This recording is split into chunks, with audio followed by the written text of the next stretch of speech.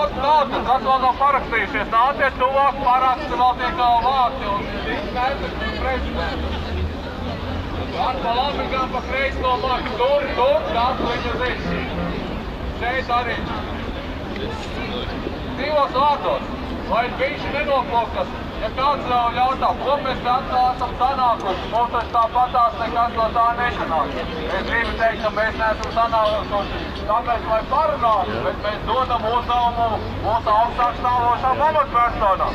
Ja viņi ar mums nerēķināsies un nesakos atbildi uz galvenais rīcība, tālākais mūsu solis jau ir radikāls. Mēs bloķēsim filmu, mēs bloķēsim ceļu.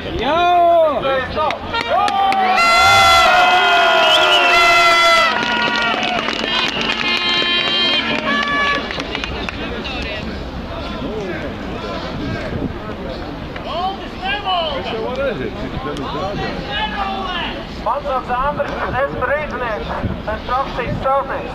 Kamēr mēs gaidām atbildi no Zafmēra, varbūt mūsu valsts prezidents tomēr izņemsies daudz. Nu, redzēt, tas varbūt visībā aizviesies no mums no tik liela pulka. Beidzot, pa ilgiem laikiem tik daudz cilvēki sanāk. Bet man ieskats, viena no vislielākajām problēmām Latvijā ir tā, kā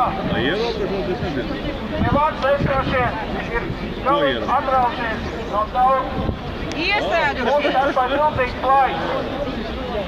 Pēc tā brīža, kad tiek deputāti ievēlēti, viņi sāk darīt to, ko grib. Kā apliecinājums tam ir šie Latvenergo tarifu paaugstināšana. Mums visiem jāsaprot, ka valsts tiešām mēs, Latvenergo, Latvenergo, LFT un daudzi citu uzņēmumi, tie ir mūsu visu. Mūsu visu, kas esam sanākuši šeit. 2,3 miljonu cilvēku. Visi šie valsts uzņēmumi ir mūsu.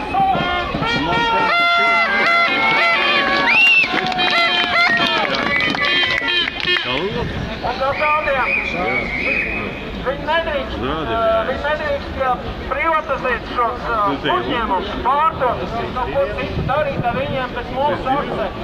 Varbūt viņi var viņiem šitiem kārtībām nerozīmīgs jautājums.